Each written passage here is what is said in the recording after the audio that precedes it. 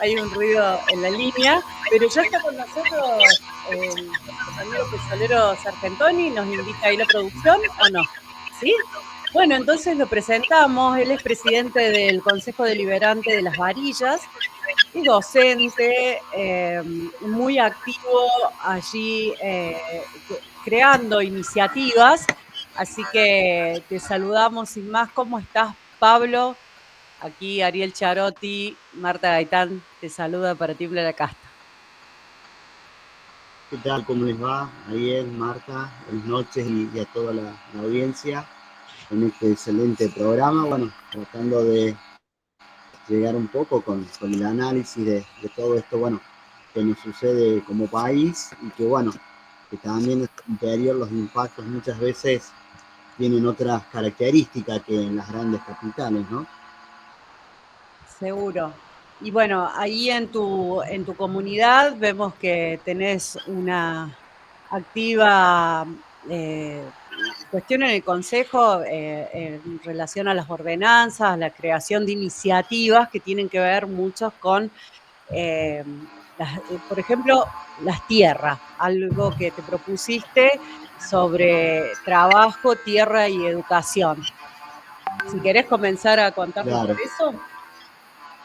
Sí, mira, justamente hoy hablábamos de esto y en esta semana se aprobó la ordenanza donde el municipio, ¿no es cierto?, es aval de un crédito que toma nuestra cooperativa a través del Ministerio de Cooperativas y Mutuales para dotar de energía eléctrica, ¿no?, a uno de los bancos de tierra que creamos en la gestión 2022-2023. Generamos 182 lotes para una localidad de 20.000 habitantes, es decir, generamos un impacto muy interesante en todo lo que es el mercado inmobiliario y estaba buscando acá los datos justamente para que uno a veces ir con lo preciso, ¿no? Y en ese momento esos lotes, ¿no es cierto?, salieron a la venta en 1.000.000 de pesos, financiado hasta 60 cuotas mensuales y cuotas de 17.000 pesos. Cuando uno ve hoy el Pablo, costo de la tierra, no, sí, Pablo, discúlpame, es muy interesante lo que estás diciendo y me gustaría que saliera un poquito mejor. No sé si porque hay una interferencia en la línea y sale un ruidito y tu voz está saliendo baja. Si te podés acercar un poquito más o hablar un poquito más fuerte, por favor. bueno, perfecto. No sé ahí cómo me escuchan. Sí, ahí se escucha un poquito mejor. Ahí está mejor. Bueno, estaba hablando de esto, ¿no? Justamente hoy veíamos lo que les comentaba, ¿no? Generamos un banco de tierra en su momento, que bueno, era una política que la trabajé mucho.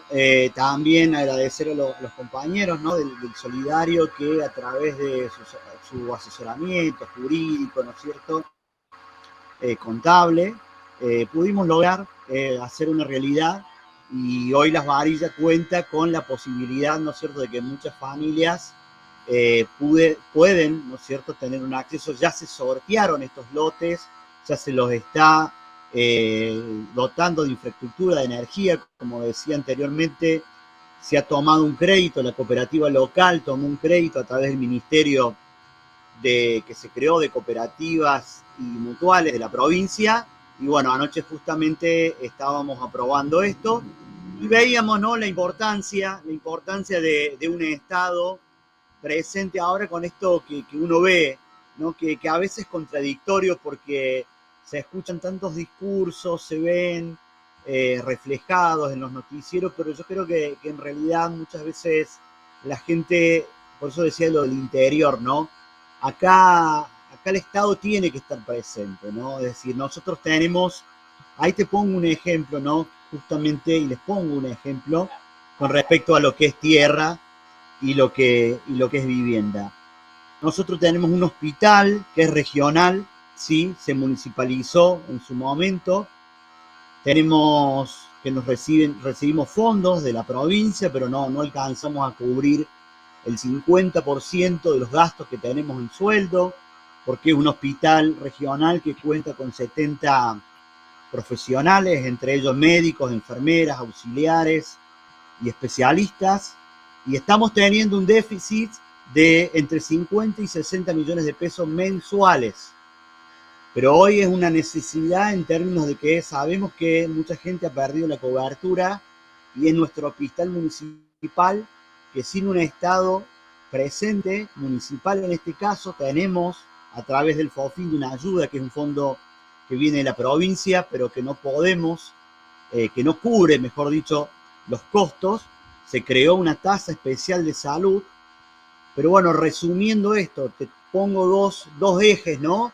Por un lado, lo del hospital, que ya lo vienen trayendo otras gestiones, pero esta gestión que nosotros transcurrimos hemos ampliado, ¿no es cierto?, en lo que es especialidades, hemos estado trabajando en todo lo que implica la atención a obras sociales, pero con ese terrible déficit. Y por el otro lado, un Estado presente en la parte de hábitat, ¿no?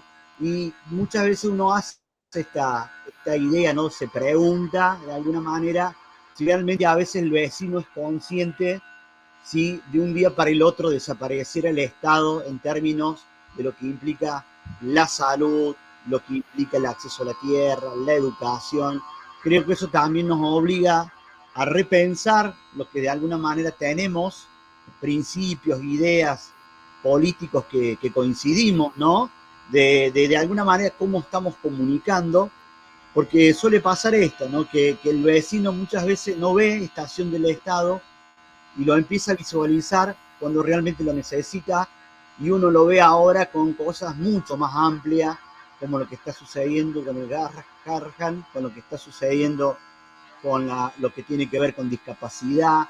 Entonces yo creo que la Argentina tiene una cuestión de Estado presente y que de alguna manera tenemos que repensar de cómo trabajarlo esto, porque creo que cuando se dieron las marchas universitarias, tenemos un sector muy grande de la sociedad que cree en un Estado, y que hay que volver a replantear estas cuestiones que no den lugar, ¿no es cierto?, a lo que está sucediendo en nuestro país, que lamentablemente muchas veces es tarde para reaccionar, porque es mucho más fácil destruir que construir, ¿no? Así que eso un poco a uno desde el consejo le deja esto, ¿no? Que cuando el vecino va y llegas con la obra del cordón cuneta, cuando llegas con la obra del gas, cuando llegas, es el municipio el que está. En realidad no viene una empresa, no viene el mercado a llegar con la obra pública al vecino, y sabemos que cuando ese vecino es un jubilado o un pensionado, le hacemos las facilidades de pago necesarias. Así que creo que hay que empezar a trabajar todas estas cuestiones de valores, de principios, como decía, que de alguna manera, bueno, hay un espacio político a nivel nacional que tiene ese nombre, pero me refiero a otra cosa, ¿no? Que tiene que ver que en realidad en esta discusión, ¿no es cierto?, de términos, tenemos que darla, porque creo que no está perdida, la gente no está convencida de estos discursos de odio, de estos discursos de hay que eliminar el Estado. Sí creo que de este lado tenemos la obligación de empezar a rediscutir y empezar de alguna manera a plantear cosas nuevas y a plantearle a la gente herramientas, ¿no es cierto?, políticas para darle la posibilidad de reencauzar el rumbo de nuestro país. Este retiro del Estado como política del gobierno nacional, por las rutas en las que habitualmente estoy transitando, se ve un fuerte deterioro de ellas. Ustedes que están en un sector agroindustrial muy importante, ¿cómo están las rutas de acceso a las varillas, y cómo están resolviendo este tema que vos tanto del mantenimiento de caminos, de los caminos agropecuarios, y vos estabas hablando del cordón cuneta? Con todos los recortes presupuestarios, ¿cómo están logrando y qué están haciendo en esa materia?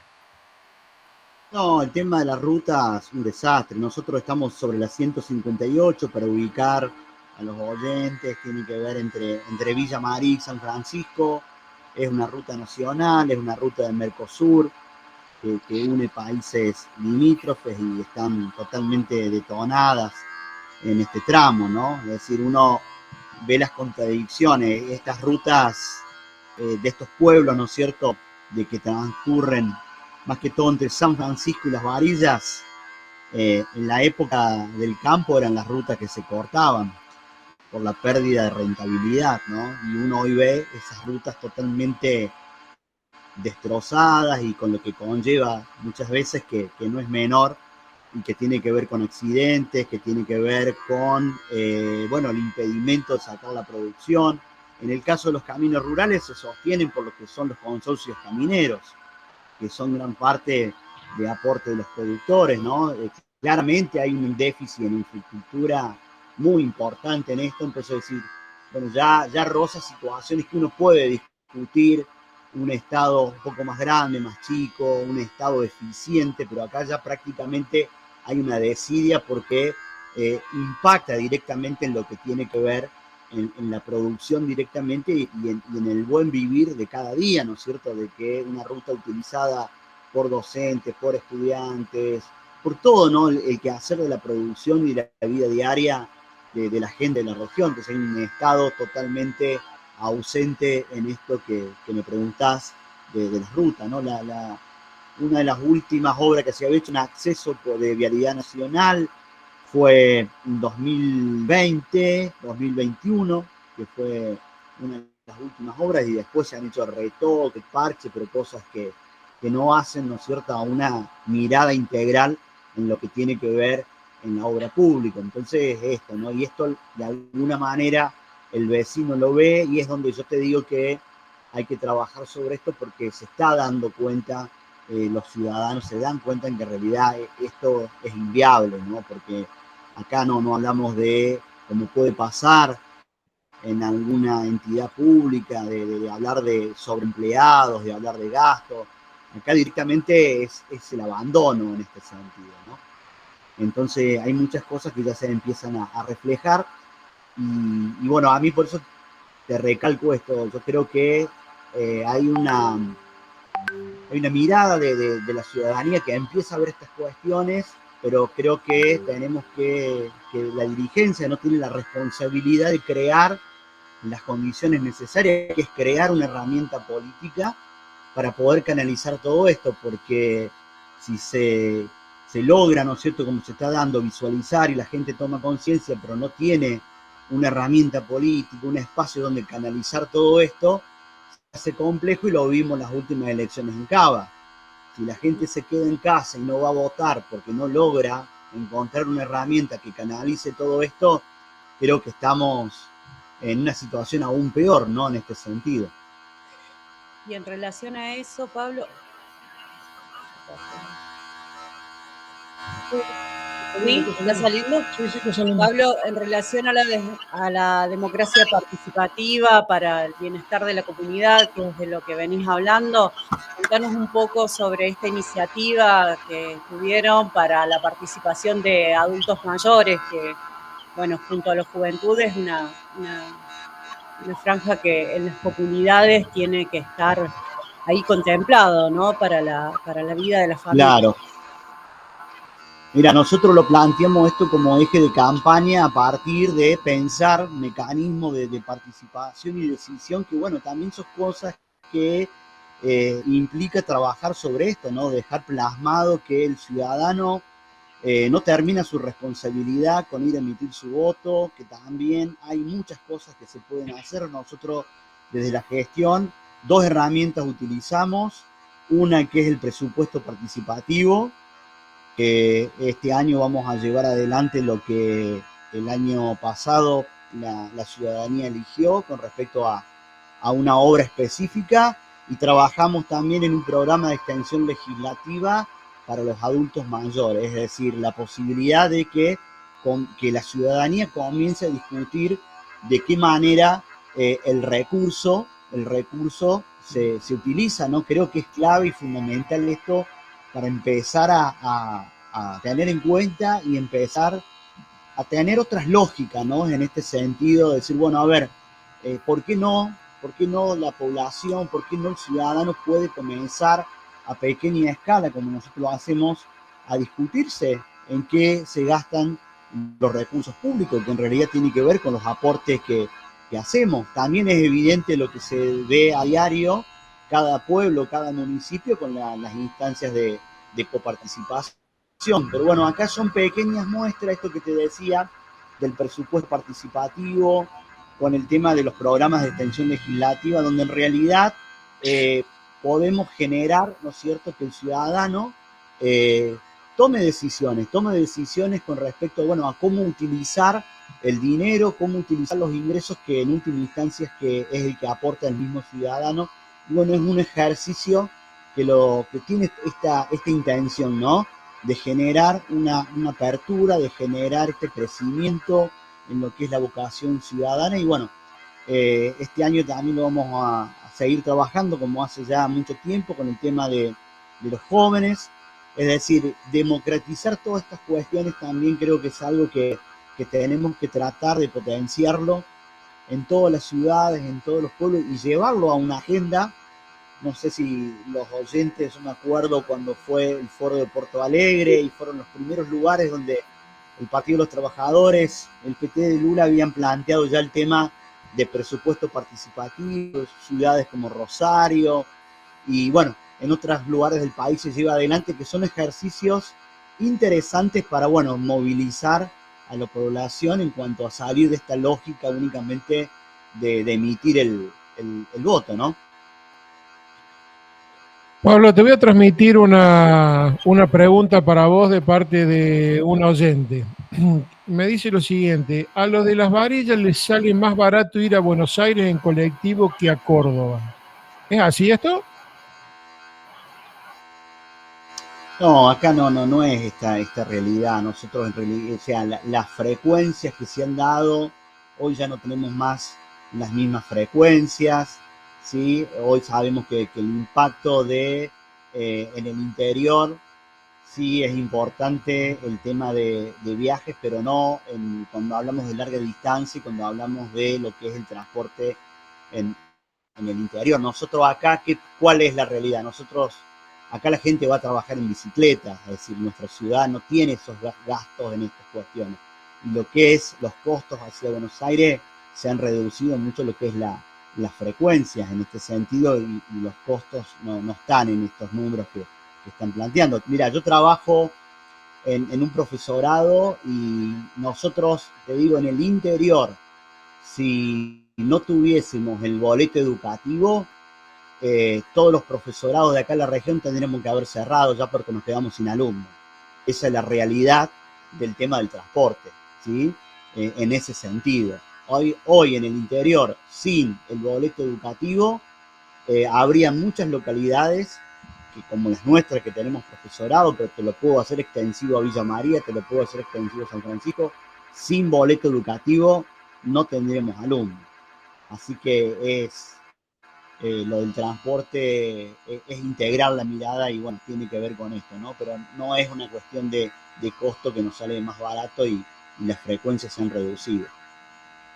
Bien, sí, lo que me pasaba por WhatsApp acá el oyente es que sale 19.000 pesos a Buenos Aires, el pasaje de Las Varillas a Buenos Aires 19.000 pesos, y el pasaje de Las Varillas a Córdoba 22.000 pesos. Creo que en eso iba la pregunta, ahora me la Sí, aclara. mira, yo lo de tema de costos en este momento no lo tengo medido en términos de precio, pero te puedo decir que sí, lo que es en términos de frecuencia, ¿sí? Lo de Buenos Aires, te digo, porque no es algo que tengamos habitual en nuestra ciudad de viajes. Sí, se han disminuido las frecuencias, ¿no? Obviamente eso tiene que ver, sí, lo que nosotros tenemos acá, por ejemplo, obviamente que sabemos que la empresa es Buses LED, que es el que lleva, ¿no es cierto?, a lo que es toda la zona desde San Francisco hasta Río Cuarto, y lo que es de Fortín hasta Las Varillas, ¿no? En ese sentido que, bueno, es una empresa que históricamente, si vamos al caso, nunca se ha generado competencias en eso. y te lo digo porque desconozco qué empresas son las que están viajando a Buenos Aires en ese sentido. Perfecto, perfecto. Era trasladarte una inquietud de un oyente y De un oyente. te agradecemos la respuesta. En base a lo que recién estabas diciendo, te llevo de nuevo a las varillas y a las rutas. Me dijiste, esa ruta es la que se cortaba en una época por los productores. ¿Y qué opinión tienen ahora esos productores con respecto a que las rutas estén en ese estado y se están identificando desde dónde viene el problema? Sí, yo creo que debe pasar en muchos lugares. Hay una cuestión de gente que identifica, pero de alguna manera es como hay algunas situaciones, no sé si decirte en términos, ¿no?, de mecanismo psicológico, de cuestiones, esta falta de muchas veces de hacer explícito el reconocimiento, ¿no? Pero te lo puedo decir en muchas cuestiones, ¿sí? Esto yo lo noto, o sea, lo noto mucho más fácil de decir, por ejemplo, en la gente de la tercera edad. Cuando se habla, por ejemplo, de los beneficios de PAMI o este tipo de cosas, un adulto mayor viene y te lo plantea y te lo dice. En cambio, cuando uno habla de otro sector, aparece muchas veces sí, pero no en esta cuestión que bueno, esto es algo de tiempo, ¿no? Yo creo que se va a ir acelerando una situación y como te vuelvo a repetir, y creo que es la necesidad urgente de generar para nuestra región, para Córdoba, para el país, una herramienta política, un espacio donde podamos canalizar todas estas situaciones que, bueno, se van a ir dando y que vamos a necesitar poderlas canalizar. Ahora hay como una resistencia en el sentido a reconocer ciertas cuestiones que tienen que ver con, bueno, haber tomado una decisión en su momento y esperar otros resultados. Yo no soy de juzgar al electorado, sino de que más que todo concentrarnos en poder de alguna manera brindarle de cara al futuro, de cara a lo próximo que vienen, elecciones legislativas, elecciones en el 27, de brindarle un camino, ¿no?, una herramienta para poder canalizar todo esto, y para eso hay que trabajar mucho los consensos, hay que hacer mucho territorio, hay que poner mucho oído, escuchar, aguantarse muchas veces todo lo que la gente tiene para plantear y tenerlo como una cuestión de aprendizaje, pero fundamental poder tener una herramienta y sobre todo en un territorio tan complicado como es nuestra provincia, donde hay cuestiones que muchas veces uno escucha de las autoridades provinciales, una mirada de un estado presente, una mirada totalmente diferente, y después vemos que los legisladores de nuestra provincia, allá en Buenos Aires, en el Congreso, hacen totalmente otra cosa. Entonces esas contradicciones son las que a veces nuestra provincia atraviesa y que justamente es la que tenemos que ponernos a trabajar en generar los espacios, los consensos necesarios, porque bueno, hay mucho descontento, pero bueno, hay muchas particularidades, individualidades que bueno, tenemos que comenzar a trabajarlas. No es nuevo esto, en el espacio yo vengo militando hace muchísimo tiempo. Me acuerdo de la etapa del Unidos y Organizados, la etapa, bueno, del Frente para la Victoria, y bueno, siempre tuvimos esa cuestión que nos ha costado en nuestra provincia generar, o compañeros que han estado en el espacio y hoy están en otro lugar. Creo que la tarea que nos queda por delante es mucho. Yo creo yo a esta altura, sentarse a criticar y a plantear y ver, ya está, porque la misma realidad lo va a ir mostrando. Creo que debemos concentrar todo nuestro esfuerzo, ¿no es cierto?, y trabajo, como te decía anteriormente, en generar las herramientas necesarias, porque la misma realidad va a ir demostrando a la ciudadanía que este modelo lleva a todo lo que estamos viendo, a lo que es el ajuste, el recorte, y que cuando se pasa de esa situación, lo vemos en Capital, se llega a la represión. Entonces hay que estar listos para acompañar cuando sea necesario en la calle, pero también acompañar con una herramienta política, con una herramienta electoral para encauzar este descontento. Pablo, te está enviando saludos nuestro presidente del Partido Solidario, el compañero Pablo Tisera, me pide que te envíe un agradecimiento por el reportaje y un cordial abrazo. Bueno, saludo a Pablo también, sabe que acá desde Las Varillas, desde el espacio del Partido Solidario, agradecerle el acompañamiento de ustedes y bueno, seguir hacia adelante. Todos estos son lugares, ¿no es cierto?, de militancia. Sabemos que la comunicación es clave, por eso valorar todo esto. Y bueno, llega esto, como decía anteriormente, esta instancia desde el lugar que ocupa, desde mi lugar, desde un consejo deliberante, pero también como militante, como ciudadano, tratar, ¿no es cierto?, de esto, ¿no? De conversar, de hablar con la gente, de convencer y construir, ¿no? Que es a veces lo complejo en este sentido. Sabemos que el campo popular tiene estas particularidades, ¿no? Que es muy complejo, que tiene muchas cuestiones, divisiones.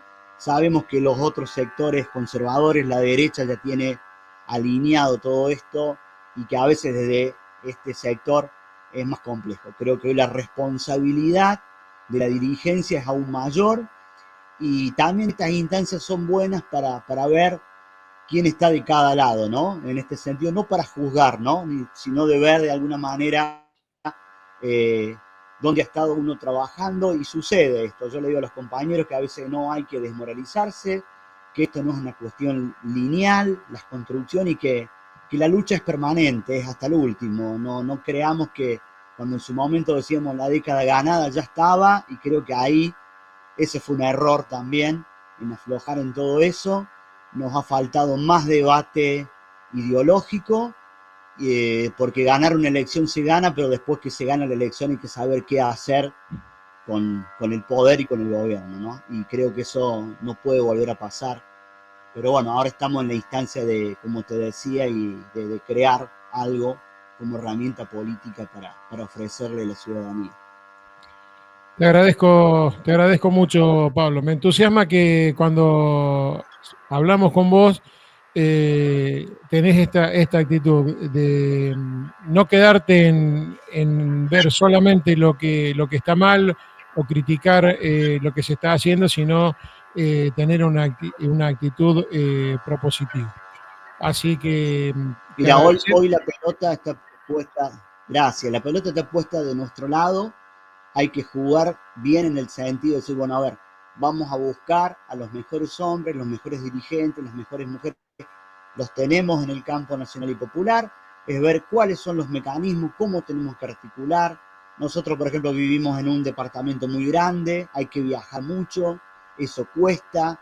Hoy creo que a través de este medio, como lo estamos haciendo, es interesante porque nos permite comunicarnos y hay que articular mucho. Estamos enfrente de algo muy complejo que uno nunca creía que lo iba a vivir en nuestro país en este sentido, ¿no? Esta cuestión de disvalores, donde en realidad hoy ya se meten con todo, ¿no? Vemos que hasta en su momento, con cuestiones, mira, que te voy a decir que en un pueblo, en una ciudad, los aspectos que tienen que ver con lo religioso son muy importantes todavía, ¿no? Y un presidente que despreció y habló barbaridades de Francisco, eso también hay gente que lo ha visto y es importante también verlo desde una postura. Yo trabajo en un colegio parroquial y siempre vemos esto, ¿no? La doctrina social de la iglesia, es decir, que nuestro pueblo no tiene estos valores de egoísmo, de individualismo.